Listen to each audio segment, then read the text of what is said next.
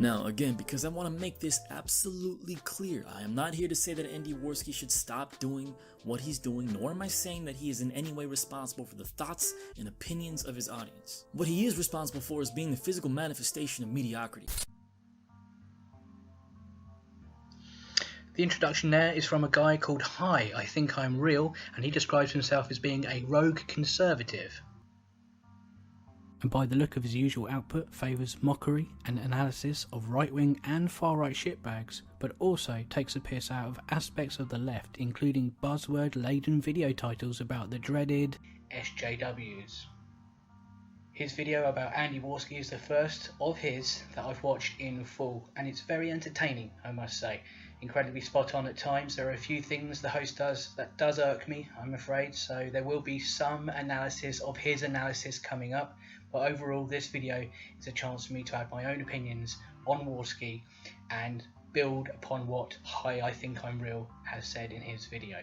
By the way, I shall be referring to the presenter as the presenter from now on, because Hi I Think I'm Real is a bit unwieldy, shall we say, as a name. Ladies and gentlemen, I am anti-social media, aka Hi I Think I'm Cool. And because worse than all the horrible guests, all the horrible shouting matches, all of the horrible comments, worse than all of that, this show fucking sucks. It's bad. Warski Live is a bad show. And buddy, your show is mediocre at best. There's no format, no musical cues, no visual cues, no segments, nothing. It's a vacuous shit show riding on sensationalism. So let's get straight down to it. Andy Warski is an idiot. The only thing he has to offer his fans are two separate facial expressions: constipation or diarrhea. The stupidity of Andy Warski is the overriding theme of the presenter's video, and indeed the overriding opinion of anyone with eyes and ears who's ever seen Andy Warski in action. Andy is thick. Close up. Andy is thick. Imagine, if you will, a lobotomized man who's been forced to appear on YouTube, but then the final indignity is what's left of his brain is pulled out through his arsehole and then stamped on by anti-Semites and racists and bigots as they laugh and they dance with joy, because that's Andy Warski's 2018 summed up in graphic detail. And it's all of his own making as well. And I mean that graphic description metaphorically, of course, for three reasons. Number one, because Andy doesn't know what metaphorically means. Number two, because he doesn't know what lobotomized means. And number three, he has no idea what indignity is, which is part of the problem for him, really. Hi, Andy. One of the arguments you'll see in the presenter's video over and over again is the fact that Andy doesn't do anything. He's essentially an inanimate object in each one of his live streams. If you want to bring measurements into it, he's thick cubed. And if you're watching Andy, thick cubed doesn't mean, you know, like a breeze block.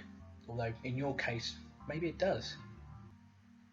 If anyone is still unconvinced about how dumb Andy Warski is, he recently confessed to a crime, sexual assault, on his failing YouTube channel, on air, right? So, spoiler alert, not only is he shedding viewers by the hundreds on a daily basis, but he decides to speed up that process by admitting to a crime on air. The details are pretty disgusting. He apparently pulled off a condom mid-sex whilst fucking a girl who was so drunk that she couldn't consent. And I know a lot of YouTubers and their fans have trouble understanding what consent is. So here's Andy in his own words. This is the story I was telling. The condom was too tight, like it was hurting my dick, and she was drunk. So during the sex, I pulled my dick out. And maybe you're just in the wrong hole.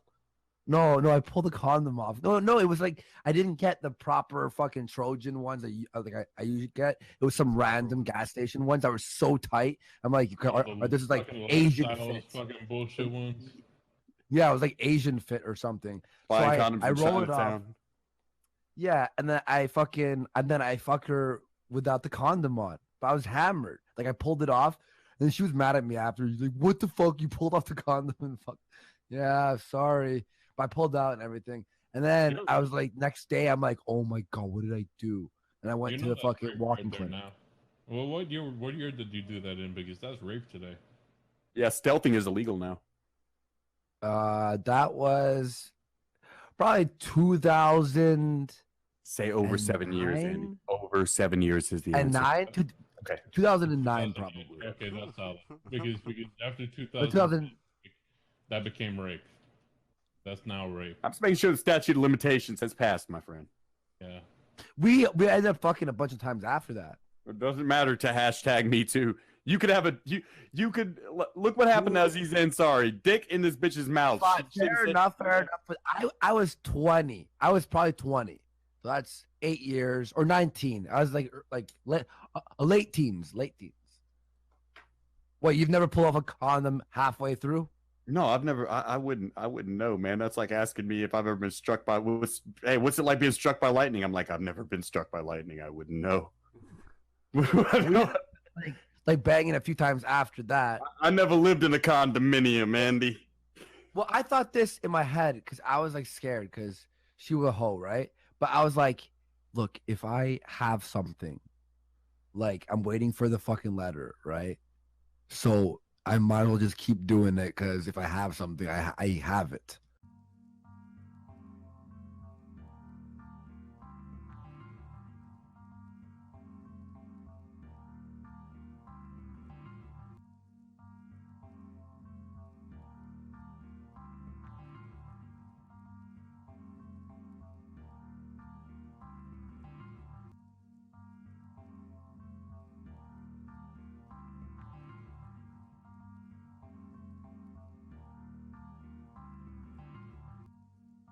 And let's not forget Andy's co-host JF Rapey, who, as his name suggests, also has a dubious sexual history, which we will get into later in this video.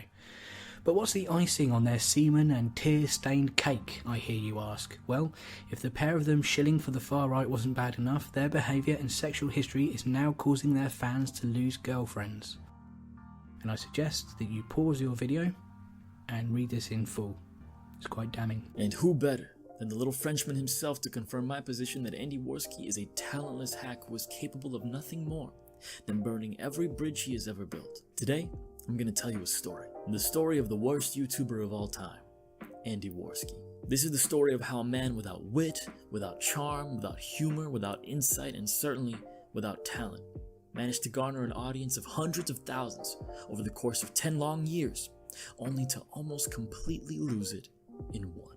I'll be attacking one of the worst, most irresponsible voices in social and political commentary to ever sully the world with his stupidity. But first, how did Andy Warski attain success, and why can't he stop himself from destroying it? I want you to think back to the 2016 election. The political climate was intense. Emotions were heightened, no matter what side of the spectrum you were on. The election was framed like a battle between good and evil, a struggle for the soul of the United States of America, and one side routinely asserted a moral high ground. Mainstream pop liberalism had maintained a stranglehold over the cultural zeitgeist over the course of the previous decade. One could fairly argue that in many facets they still do. But a year of perpetual virtue signaling, moral grandstanding, and fucking temper tantrums finally took their toll. People were sick of that shit, and you know what else?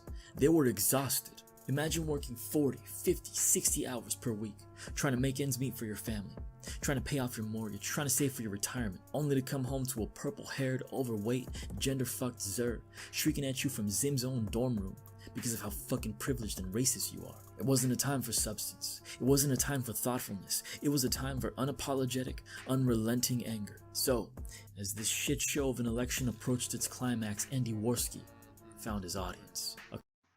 Personally, I think it's quite sad that the presenter rolls out the tired America is being held hostage by purple-haired, all-gender SJWs who would stamp their feet and demand that you act in a certain way lest you be called a bigot or something horrendous like that. You know, it's basically inevitable that he would mention that, and tedious. And his conclusion, can you guess? That's right, that's the reason why Trump won. Yeah. That's also the reason why reactionary scumbags exist on YouTube and Twitter, apparently. He sounds basically like a man who's watched far too much YouTube and read too much Breitbart. Admittedly, I'm not an American, clearly I'm from the UK, but our countries are fairly similar. Our populace has very similar mindsets, and you know, we talk about the same thing, we have the same interests. And I can count on all of my fingers and thumbs the amount of times over the last decade where I've witnessed a purple-haired, multi-gendered, mad, emotional psycho, usually a lady, screaming at people and ordering them to conform to their standards for some reason over the course of the decade. That's the amount of examples I've seen. And if I remove viral videos from the likes of Triggerly Puff, Big Red, and things that Anita Sarkeesian has supposedly done, the amount of things I've seen over a decade reduces quite dramatically. What this presenter has failed to mention in his reasoning is the fact that Hillary Clinton was universally unlikable, Bernie Sanders was set adrift, which made people more angry and more disliking of Hillary, and sadly a large portion of America is angry, stupid and racist enough to vote an angry, stupid racist into office. It's not the fault of a purple-haired SJW that Donald Trump is in charge. It's many, many different reasons, and it's just disingenuous to put one person to blame or a group of people to blame. It's also really lazy, and if you accuse Andy Warski of being lazy and then come up with this diatribe yourself,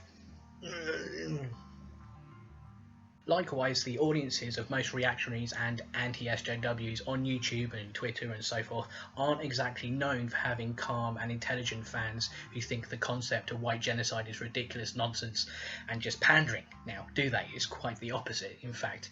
Fans of reactionaries and the president are essentially the same two peas in a pod. Peas that are so scared of the outside world that they want to build a wall around that pod whilst counting their money and waving their guns around. There are various reasons why Trump was elected, and it's not all down to SJWs. October of 2016 was an incredible month for Warski's channel. His channel grew by 30,000 subscribers in that month alone, and that growth rate would continue up through February of 2017. That means that Andy Warski garnered 120,000 subscribers in a quarter of a year. But why? What exactly did Andy Warski have to offer his viewers? In that moment in history, catharsis. Think about it. October is the penultimate month leading up to the election. There were two prevailing forces in the political climate that had reached critical mass: political tension and political intrigue. The highest degree of attentiveness coupled by the highest degree of anger in the final stretch of one of the most contentious elections in American history created immense tension, and people needed catharsis. Enter Andy Warski, an everyman with an unfiltered, unapologetic vocabulary who was finally putting those fucking feminists in their place. This was not the time for thoughtful discourse. This was the time for pointing at that sanctimonious, self-righteous bitch Francesca Ramsey and calling her a cunt. And if Andy Warski is good at one thing, and I'm quite certain it's only one thing, it's calling someone a cunt. And you know what? It felt good. It felt good to have an average guy out in the open, operating with complete abandon and disparaging the social justice warriors with nothing more than mockery. Now, the second reason that I have a problem with the presenter of the video is the fact that he is essentially celebrating the fact that a man has picked on a woman in public in front of hundreds of thousands of people who, you may or may not argue, fucking hate women themselves, right?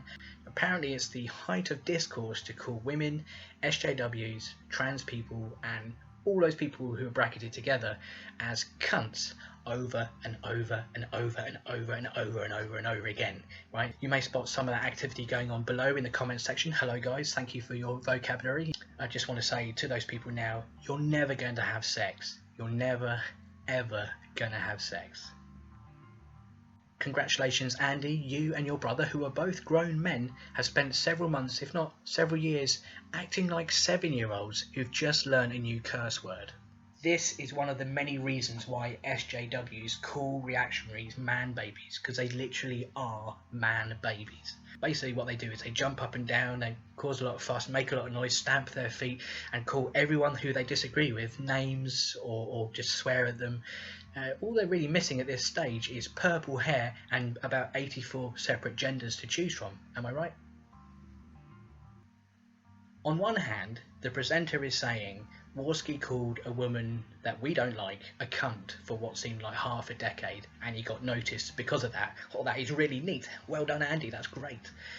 But later in the video, you'll find that he will deride the fact that Warski has no talent and puts no effort into his content. It's a little bit of a contradiction there, Mr. Presenter, sir. So never has the phrase "grow up" been more apt. It's so tiresome to still, in this 2018, still right now, to see people blaming feminists and SJWs who like the idea of pronouns and equality for all the world's problems. It's just pathetic. It's so lazy and boring as well. It's the reason why reactionaries are, their channels are dying across the board. But the thing is, reactionaries exist, or have existed, on YouTube and Twitter, because they are essentially a projection of what they call the left and SJWs and whatnot. They're a projection of those people, okay? For the Andy Warski fans who are watching now, let me spell out how it works.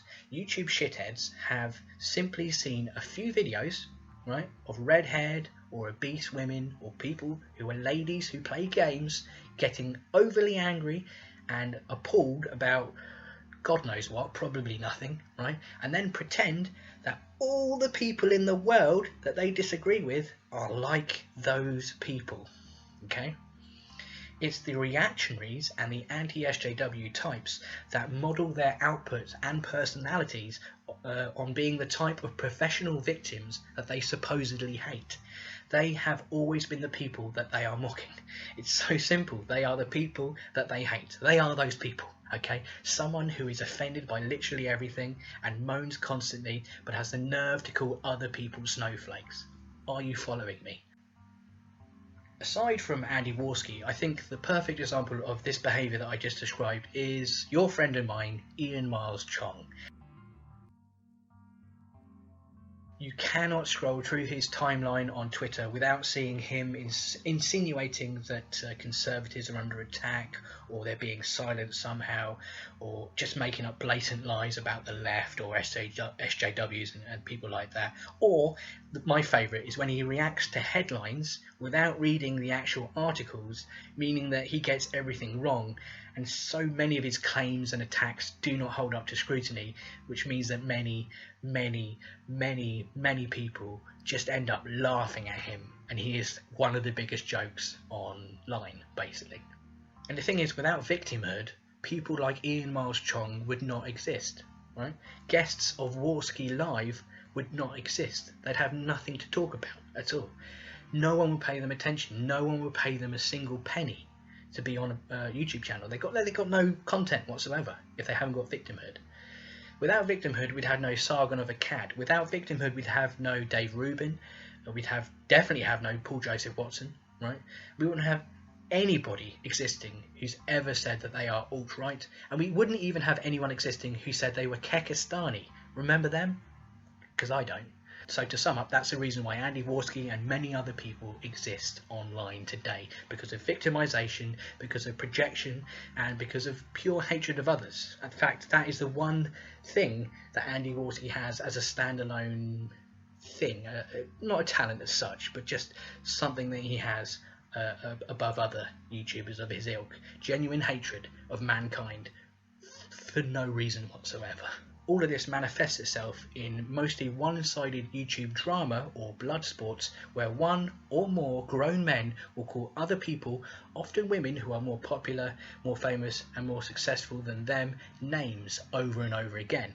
Or, in the case of Warski Live from January onwards, people who aren't Christian, white and different from the people who are talking on those programs, if you know what I mean. The saddest part is that, at least for a small period of time, there appeared to be a market for all of this bullshit, as Hi, Think I'm Real, the presenter of the video, will touch upon a little bit later on. After 10 long years, Andy Warski finally got his break, and he almost held on to it too. But as we'll see, Andy Warski has a predilection for self-destruction. You need to have something to offer your audience. But here's a little something about anger that Andy Warski never seemed to understand. And if he did figure it out, he figured it out way too late. Anger fades, and it fades fast. Listen, there are only so many ways that you can call Riley Dennis a cunt before an audience starts losing interest. But this was Andy's break. This was the standard operating procedure. Nothing else had worked up until now, and for God's sake, he tried everything else. Thankfully for Andy, he had positioned himself as something of a central hub of the anti-SJW genre. He began Warski Live, a stream where he would play host to anyone who followed the same operating procedure of counter-progressive politics. If you've ever uttered the phrase feminism is cancer, then you've likely been on Warski Live. Andy began rubbing shoulders with established creators who shared a similar space on YouTube, riding on the success of these positive associations. But his subscriber growth over the course of 2017 began shrinking to the point that it hit negative numbers in August. How did Andy Warski go from 120,000 new subscribers in a quarter of a year to losing subscribers in so much time? Remember, you need to have something to offer your audience. And Andy Warski was losing his audience's attention at an alarming rate. It was at this point that Andy shifted his entire platform towards Warski Live in response to some internet drama. However, Warski Live, the show that had played host to some of the most successful, influential, and admired creators in this genre in late 2016 and early 2017, was now being occupied by fucking cartoon characters screeching about Discord servers and free speech events. This saved Andy's sinking ship of a YouTube career. Outrage, as it had been from the start, was the key to making the Warski brand profitable again. But you can only get so much mileage from Kraut and T. You can only get so much mileage from Jeff Holiday. You can only get so much mileage from Kilroy. So, Andy hires a new co-host, white nationalist JF Baguette or whatever. He starts playing host to the alt-right, cashing in on the alarming and controversial views of those figures. Yep, that's pretty much true. Andy Warski and his co-host have created the perfect platform for white nationalists, white supremacists, and Nazis. It's 2018, and those are actually words that I'm able to say out loud, and people are not exactly shocked by it anymore, which is probably the worst thing about all of that sentence right there. But that's not the only string to Andy Race Warski's bow, because he's also able to appear on other people's programs such as The Daily Shower, which is a pun. The Daily Shower, the pun on The Daily Show. Did you get it? The Daily Show, which is of course was run by a Jewish man called Jon Stewart. Remember him? Yeah, and of course Shower is Hebrew for the Daily Holocaust, and the presenters are all neo-Nazis. Andy, you fucking moron. Bigots, racists, and actual fucking Nazis have seen Andy Warski's massive platform and decided to infect it. Andy is literally a useful idiot. Now, what I love about the original definition of useful idiot is that it is originally a citizen of a non-communist country sympathetic to communism who is regarded by communists as naive and susceptible to manipulation for propaganda or other purposes. More widely, any person similarly manipulable for political purposes. Origin, 1940s, earliest use found in the New York Times, 2010s, Andy Warski. Andy's channel increased subscribers and views at a rapid rate, so let's use this clip from Family Guy to illustrate that point. Now, the clowns are desperate YouTubers and reactionaries, all gathered together, and the passing cars are old and now unpopular talking points such as feminism is bad, SJWs are bad, free Kekistan, and so on. But they're getting more and more angry, no one's paying the attention, and the last car is flirting with Nazis and a super chat that says kill the Jews, and they all get in. You know, it's funny because reactionaries deciding to shill for Nazis and white nationalists reminds me of the scene in Fight Club where Edward Norton's character beats himself up over and over again in front of his superiors whilst hoping for a huge payout. He may get the money at the end of the day, but it does lead to a thing that's literally called Operation Chaos, right? Actual terrorism happens from that. So I think that's quite a good analogy for Andy Warski, right? Lots and lots of people carrying out actual terrorism, all of which happen to be white. Okay, so no one dies in the movie, but in real life it's Nazis and white nationalists that carry out the most terrorist attacks in America. The most attacks are by white, angry people who have been fed misinformation. And I'm not going to sit here and claim that Andy is responsible for helping create potential terrorists. That is a ridiculous claim. It's unsubstantiated. There's no way I can prove that.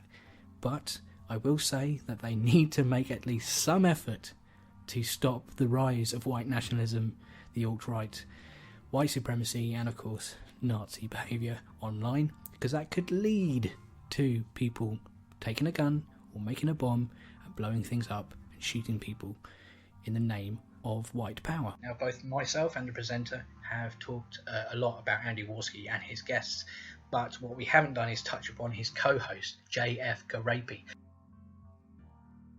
who is a modern-day Pepe Le Pew.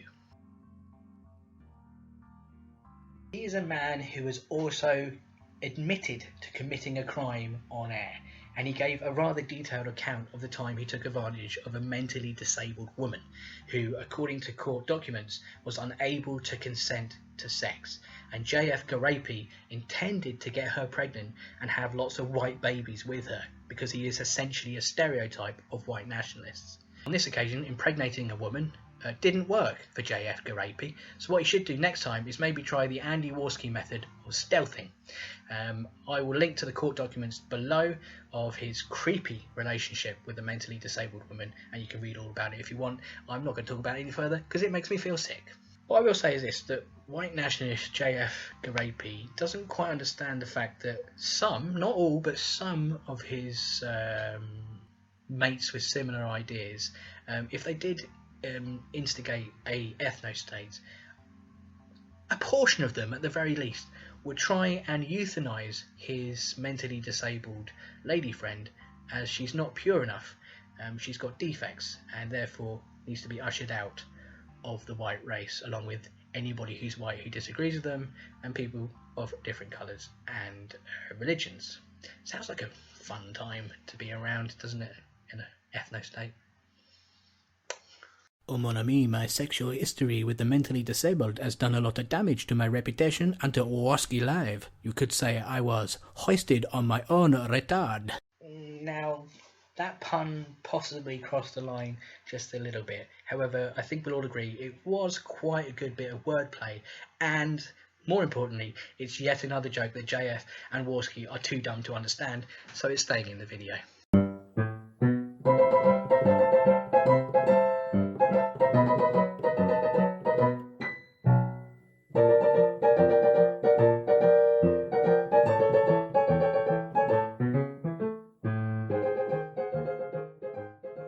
Now, I want you to notice two things here.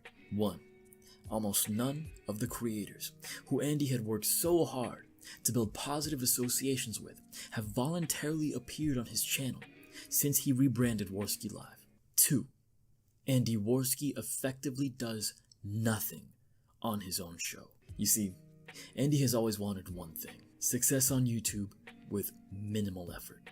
Andy Warski has managed to alienate a great deal of his own audience and the hard-fought connections he earned during his peak in popularity, in pursuit of greater outrage, greater controversy, and thus greater profit. Andy Warski has become the smelly kid in the room. He has made himself a hazard, a professional risk.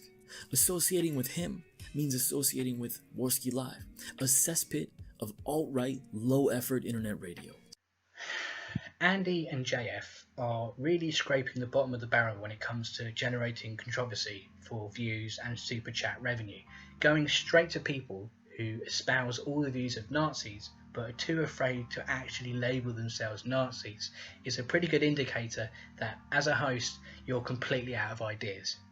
Talking of which, let's go over to my mate Adolf with the weather. We're talking about cowards who cry after being punched.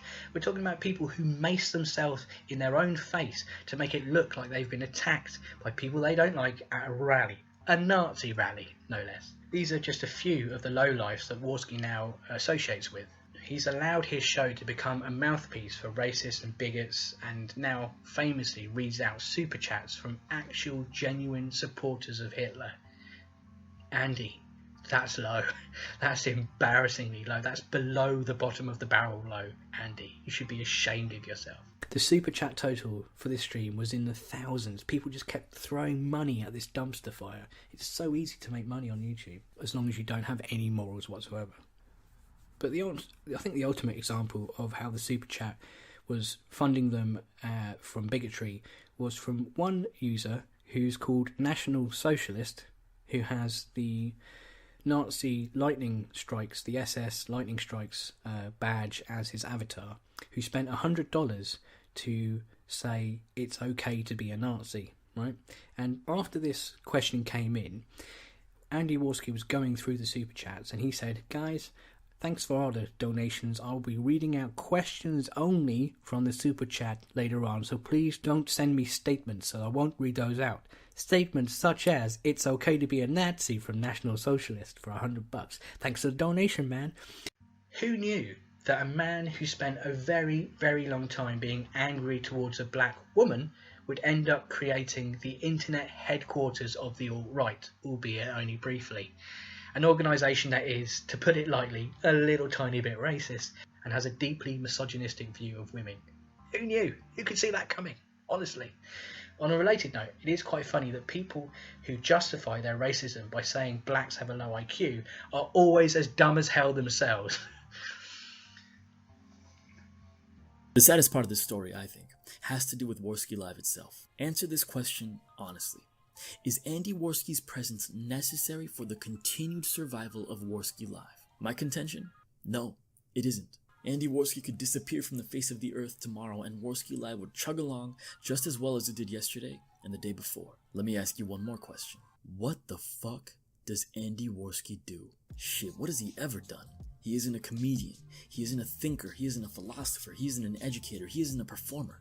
What the hell does Andy Warski do? The answer is nothing. Andy Warski is talentless, thoughtless, witless, humorless. Andy Warski is the worst YouTuber of all time, and he has nothing to offer his audience. Of course, the presenter is 100% accurate in his assessment of Warski here, but I do want you to remember that he was also quite complimentary to Warski just a few minutes ago when describing Warski's limited vocabulary towards feminists and Francesca Ramsey and people like that, Riley Dennis, etc. Andy is a parasite.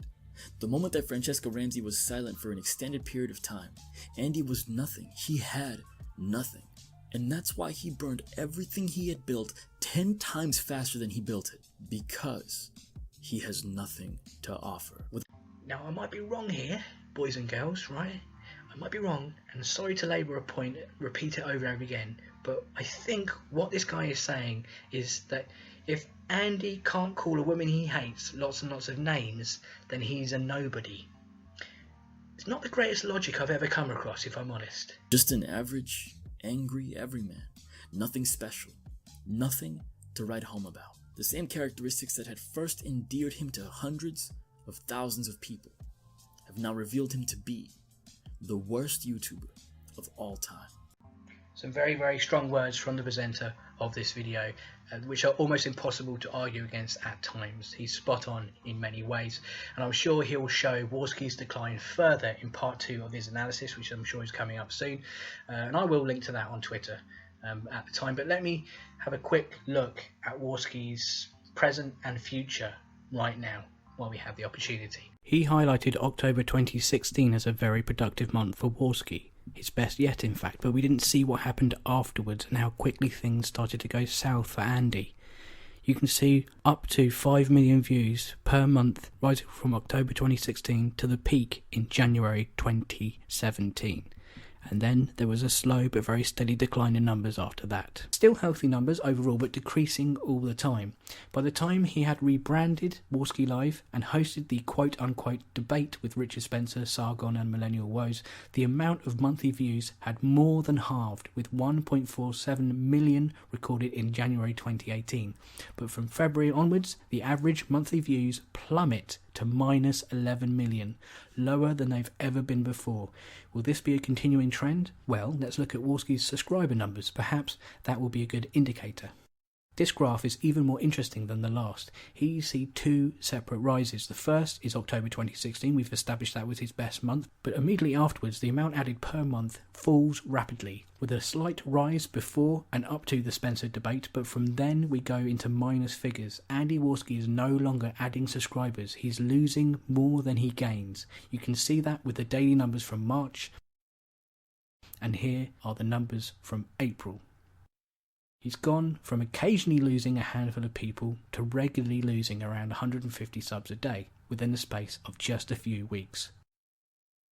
Now that's obviously a drop in the ocean thus far for Andy, but if things stay like this, he'll soon be pissing and hemorrhaging subs and views. Andy spent many a year being salty towards Francesca Ramsey, and his mouth-breathing fans lapped up every single word that he said. But 8-hour discussions about ethno-states don't entertain his fans enough. Who could see this coming? Honestly, guys, it's a complete mystery, isn't it? You know. So let's sum up the last few months for Andy Warski and see what the future may hold. January 2018.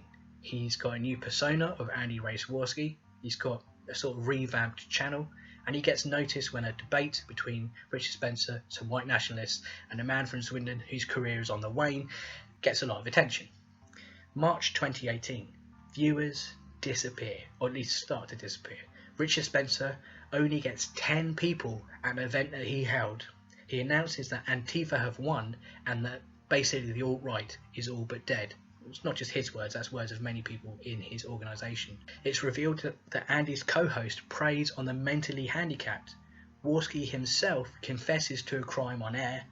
Viewers and sub numbers are now in the minus figures. All of that took place over a mere 3 months. And what about the future? Well, in April he's discussing whether the Earth is flat. I'm not joking, this screenshot proves it. In June he'll be asking, where are my keys? In August it's just hello, hello, hello. And finally in December 2018 he'll be asking you to take 2 capsules of Brain Force with every meal. But for the time being, before his inevitable fall into InfoWars, Andy is busy fighting other lowlifes rather than sorting out his own house. For example, here's an exchange with some chap called Mundane Matt.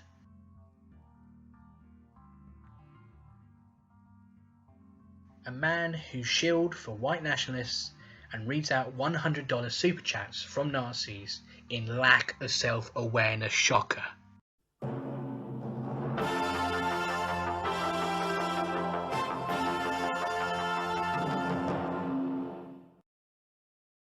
Ladies and gentlemen, boys and girls, and to my non-binary fineries, thank you very much for watching this video. You may not have seen this video on my own channel, Anti-Social Media. The reason being is because I took the piss 2 alt-right enablers, Andy Warski and JF Rapey, in this video, which meant that the alt-right, if they were annoyed by it, if they were scared by me revealing stuff they didn't want me to reveal, as in the truth and facts, if they're just feeling a bit cunty, then they may have tried to remove my free speech by getting this video flagged. If that is the case, you would have seen this video on a variety, hopefully, of my friends and colleagues and associates' channels. I obviously don't know if that's happened yet, but I want to thank in advance Kevin Logan, because I know that he'd stand up for me there, and people of his ilk. So whoever you are, thank you very much if indeed this does get flagged.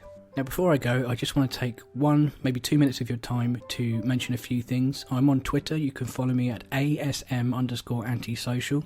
You can listen to the podcast, Anti-Social Media Podcast, via a couple of outlets. We've got Spreaker.com, which is the host site where you can stream or download. We've got iTunes, of course, and the latest episodes only are available on SoundCloud. There's a new episode coming some point in April, I hope. And you may have noticed the poor quality webcam footage and basic editing in my videos.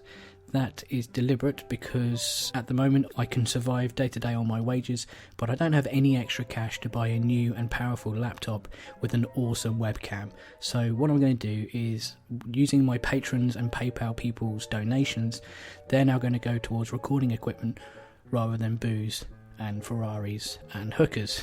So you can either donate to me as a one-off payment of 1, 2, 3, 4, 5, 10, or however many dollars that you want, just to say thanks for the laughs and the interesting videos. You can do that via PayPal, just like Graham Ward and Phil Scott did recently. Thank you for their generous donations. I had several beers on you in March, and I should have put that towards a laptop, but I'm going to do that now. I appreciate it anyway. And over to my Patreon people who give me a contribution per month of between $1 and however much they want. I just want to say hello to 2 newbies who've joined recently. Nick Hayden, thank you very much, and the magnificently named Sis is Piss, aka the Ambivalent Magnificence. I mean, beat that for a name. If you're going to become my patron, beat that. That is just incredible. I'd like to also thank Dark Statistic, also a great name this, the Warzone formerly known as Sweden, Christopher Jones, Rabibble123, Some Random Geek, Wannabe Macenas, Christy Winters, The Woolly Bumblebee, Rebecca Beard, Michael Rock and Rowlands, The International Cheese Eater, Mark from Tasmania, and as always, Monsieur Generos, Nicholas. Thank you to them, and thank you to you for watching. Do subscribe, as there are regular videos, podcasts, and whatnot from me. And until next time, laters, baters.